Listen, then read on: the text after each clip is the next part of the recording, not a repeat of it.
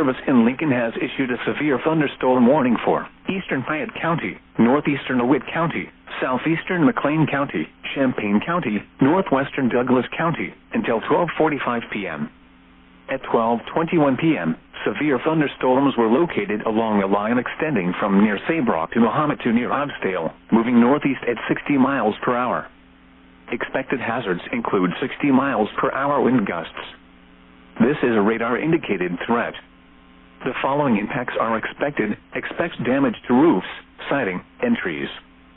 Severe thunderstorms will be near Champaign, Savoy, Mahomet, Tolono, Fisher, Bonneville, Sadorus, Willard Airport, and Lake of the Woods around 12:25 p.m.